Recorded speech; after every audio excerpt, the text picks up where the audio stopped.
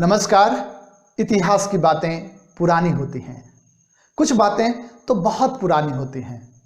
तो फिर उन पुरानी बातों का पता हमें कैसे चलता है?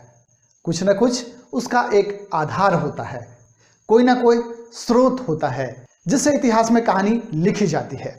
तो बिहार में प्राचीन इतिहास का भी कोई ना कोई स्रोत होगा, और कोई ना कोई क्या, उसके काफी सारे स्रोत हैं। इसकी आज हम बात करेंगे इसी वीडियो में।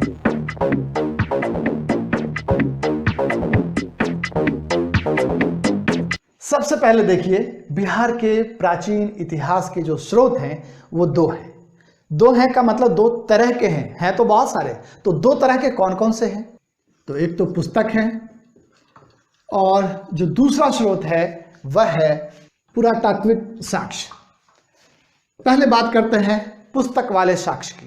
तो पुस्तक वाले साक्ष्य भी फिर दो पार्ट में बटे हुए हैं। पहला तो यह धार्मिक पुस्तक और दूसरा ऐतिहासिक पुस्तक। तो पुस्तक भी दो हिस्सों में बटा है, धार्मिक पुस्तक और ऐतिहासिक पुस्तक। अब यहाँ धार्मिक पुस्तक को भी हम तीन भागों में बांट सकते हैं। तीन कौन कौन से? बौद्ध धर्म के जो भी पुस्तक हैं वो, जैन धर्म के जो पुस्तक हैं वो, और सनातन धर्म के जो पुस्तक हैं वो। ऐतिहासिक पुस्तक की बात करेंगे तो इसे भी दो भागों में बांट सकते हैं। कौन से दो भाग? ऐसी ऐतिहासिक पुस्तकें जिनको कि देशी लेखकों के द्वारा लिखा गया है, देशी लेखक और विदेशी लेखक। लेखक का नाम है कौटिल्य, और उनके द्वारा जो किताब लिखी गई उसका नाम है अर्थशास्त्र। अर्थशास्त्र से प्राचीन बिहार के बारे में काफी जानकारी मिलती है। अब विदेशी लेखक की बात करते हैं। उनमें जो सबसे पहला है वह है मेगास्थनीज। मेगास्थनीज के बाद फाहियान, फाहियान के बाद वेनसांग, और वेनसांग के बाद आया था इत्सिंग। चार विदेशी लेखक हैं जो यहाँ पर आने के बाद बिहार की जो स्थिति उस वक्त थी उसके बारे में उन्होंने लिखा, और उससे भी हमें उस समय के इतिहास के बारे में जानकारी मिलती है। अब यहाँ इन सभी में मेगास्थनीज कुछ ज्यादा ही महत्वपूर्ण है, क्योंकि इन्होंने जो कुछ विवरण लिखा है वह एक पुस्तक के नाम से विख्यात है। उस पुस्तक का नाम है इंडिका।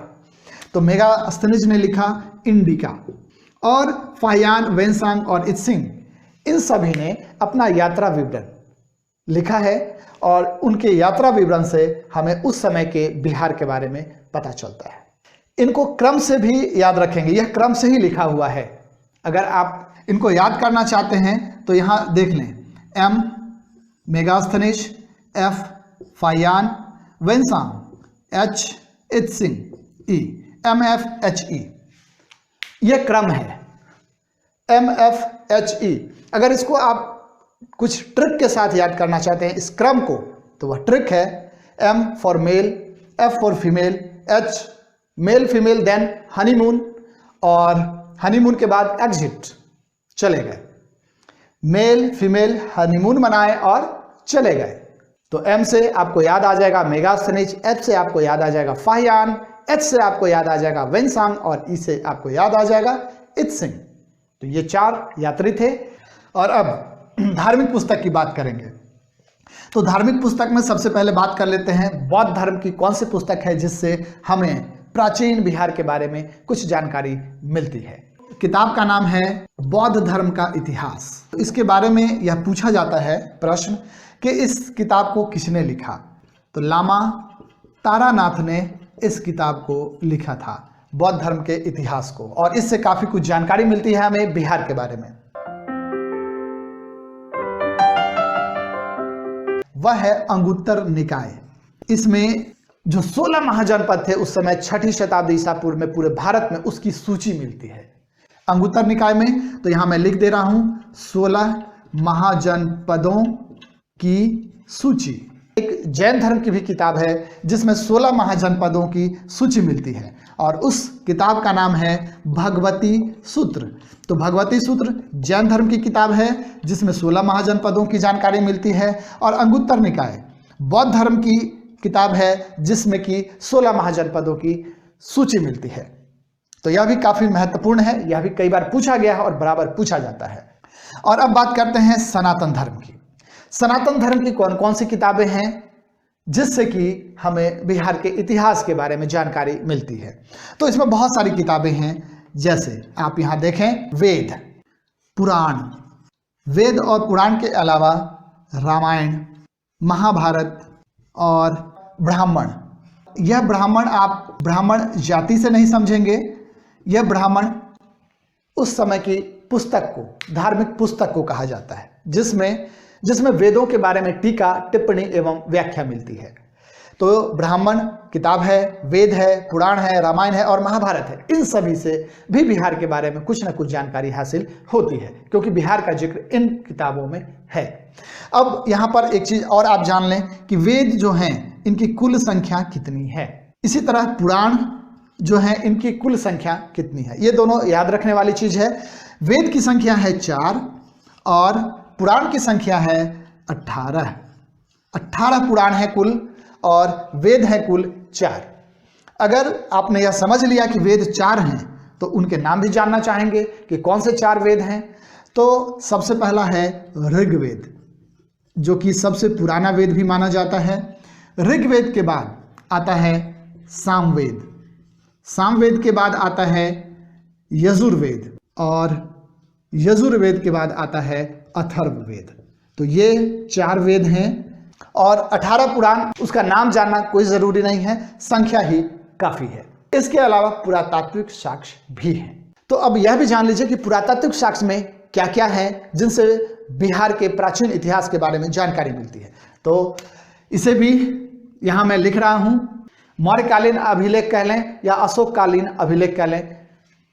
मैं यहाँ अशोककालीन अभिलेख लिख रहा हूँ क्योंकि ज़्यादातर अभिलेख जो है वो अशोक के ही समय के हैं। इसके बाद गुप्त काल में भी काफ़ी अभिलेख लिखे गए थे, तो गुप्तकालीन अभिलेख से भी बिहार के बारे में काफ़ी कुछ जानकारी मिलती है। इन दोनों अभिलेखों के अलावा अब एक नाम जो आप जरूर जानते हैं पहले से, नालंदा का खंडहर। नाम तो खंडहर है लेकिन काफी वस्तुएं वहां से प्राप्त हुई हैं जो कि पुराने समय के बारे में काफी कुछ बयां करती हैं। तो तीसरा जो पुरातात्विक साक्ष्य का काम करता है वह है नालंदा का खंडहर। नालंदा के खंडहर के अलावा बिहार में अलग अलग जगहों से सिक्के मिले हैं पुराने, उनसे भी जानकारी मिलती है। सिक्कों के अलावा मूर्तियां मिली हैं, उनसे भी जानकारी मिलती है।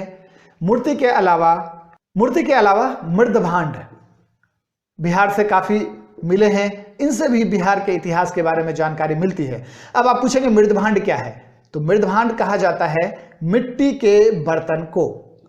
मृदभांड का मतलब है मिट्टी का बर्तन, तो मिट्टी के बर्तन भी मिले हैं, उनसे भी जानकारी मिलती है। इसके अलावा काफी चित्र मिले हैं, खास करके गुफा चित्र, तो मैं गुफा चित्र ही लिखता हूं यहां पर। तो गुफा चित्र से भी बिहार के बारे में काफी कुछ जानकारी मिलती है।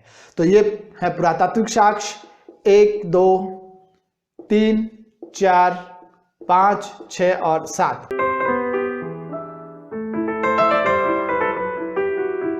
चार वेद हैं, उनको क्रम से लिख दिया है मैंने, ऋग्वेद, सामवेद, यजुर्वेद और अथर्ववेद। इन वेदों में बिहार के बारे में क्या जानकारी मिलती है? तो सबसे पहला ऋग्वेद है। ऋग्वेद में एक शब्द लिखा है कीकट, और कीकट जो शब्द लिखा है यह लिखा है मगध क्षेत्र के लिए। कीकट मगध क्षेत्र के लिए लिखा है। तो यह देखिए ऋग्वेद में बिहार का जिक्र मिलता है, मगध मतलब बिहार का जिक्र मिलता है। अब है सामवेद। सामवेद में बिहार का कोई जिक्र नहीं मिलता। अब यजुर्वेद में आते हैं। यजुर्वेद में यह लिखा हुआ है कि एक राजा थे जिनका नाम था इक्ष्वाकु, और इक्ष्वाकु राजा का पुत्र निमिविदेह, इक्ष्वाकु राजा के पुत्र थे निमिविदेह, जिन्होंने विदेह की स्थापना की थी। तो यजुर्वेद में यह जिक्र मिलता है, और विदेह जो है वह मिथिला का क्षेत्र कहलाता है। इसीलिए सीता का नाम वैदेही भी कहा जाता है, क्योंकि वह विदेह की रहने वाली थी। विदेह का मतलब मिथिला। बाद में निमिविदेह के ही वंश में राजा जनक हुए, और राजा जनक ने मिथिला की स्थापना की। जी हाँ, मिथिला की स्थापना की राजा जनक ने। और यजुर्वेद में ही यह जिक्र है कि कोशल के राजा, कोशल आपने पढ़ाई है कि कोशल उत्तर प्रदेश में है, कोशल के राजा थे दशरथ, कोशल के राजा दशरथ, और उनके पुत्र तो आप जान ही रहे हैं जिनकी शादी हुई थी वैदेही से। तो कोशल के राजा दशरथ थे, इस बात का जिक्र है यजुर्वेद में। और इस बात का भी जिक्र है कि इक्ष्वाकु के पुत्र निमिविदेह ने विदेह राज्य की स्थापना की, और विदेह राज्य की स्थापना के बाद इसी वंश में राजा जनक हुए जिन्होंने मिथिला की स्थापना की। अब आते हैं अथर्ववेद में। अथर्ववेद में क्या मिलता है? अथर्ववेद में बिहार के जो दो महत्वपूर्ण महाजनपद है उनके नाम स्पष्ट तौर पर अथर्ववेद में मिलते हैं। एक तो मगध और दूसरा था अंग। मगध और अंग, इन दोनों ही महाजनपदों का जिक्र मिलता है अथर्ववेद में। 7 तरह के पुरातात्विक साक्ष्य हो गए, जिसमें अशोक के अभिलेख, गुप्तकालीन अभिलेख, नालंदा का खंडहर, सिक्के, मूर्ति, मृदभांड और गुफा चित्र हैं। और जो दूसरे तरह का स्रोत है वह पुस्तक है, और पुस्तक में 2 तरह की पुस्तकें, धार्मिक पुस्तक और ऐतिहासिक पुस्तक। पहले ऐतिहासिक पुस्तक की बात कर लेते हैं, क्योंकि ऐतिहासिक पुस्तकों की संख्या कम है। देसी लेखकों के द्वारा लिखी गई किताबें और विदेशी लेखकों के द्वारा लिखी गई। देसी लेखक में एक ही किताब है अर्थशास्त्र, और जो कि कौटिल्य के द्वारा लिखी गई थी, और इससे काफ़ी जानकारी मिलती है बिहार के बारे में। इसी तरह विदेशी लेखक में बात करें तो मेगास्थनीज है जिसने इंडिका लिखा, बाकी मेगास्थनीज के बाद फाहियान, फिर वेनसांग, और वेनसांग के बाद इत्सिंग। ये सब क्रम से लिखा है जो यात्री बिहार में आए थे और उन्होंने यहाँ की जानकारी लिखी है। इसके बाद अब हम आते हैं धार्मिक पुस्तक में, कि जो धार्मिक पुस्तकें हैं, तो आप जानते हैं कि उस समय 3 तरह के धर्म प्रचलन में थे, जैन धर्म, बौद्ध धर्म और तीसरा सनातन धर्म। सनातन धर्म में बहुत सारी किताबें हैं, बौद्ध धर्म में कुछ किताबें हैं, और जैन धर्म की कुछ किताबें हैं जिनसे कि प्राचीन बिहार के बारे में हमें जानकारी मिलती है। बौद्ध धर्म में बौद्ध धर्म का इतिहास लिखा गया था लामा तारानाथ के द्वारा, तो इससे भी हमें बिहार के बारे में जानकारी मिलती है। दूसरा, बौद्ध धर्म की एक किताब है जिसका नाम है अंगुत्तर निकाय।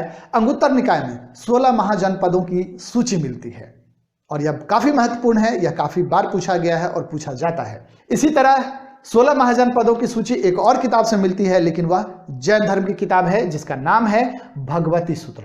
तो भगवती सूत्र से भी 16 महाजनपद की सूची मिलती है, और अंगुत्तर निकाय में भी 16 महाजनपदों की सूची मिलती है। अंगुत्तर निकाय बौद्ध धर्म की किताब है, जबकि भगवती सूत्र जैन धर्म की किताब है। अब सनातन धर्म की बात करते हैं, तो सनातन धर्म में ब्राह्मण, वेद, पुराण, रामायण और महाभारत, ये सभी पुस्तकें थी जिनसे बिहार के बारे में जानकारी मिलती है। वेद 4 तरह के हैं, ऋग्वेद, सामवेद, यजुर्वेद और अथर्ववेद।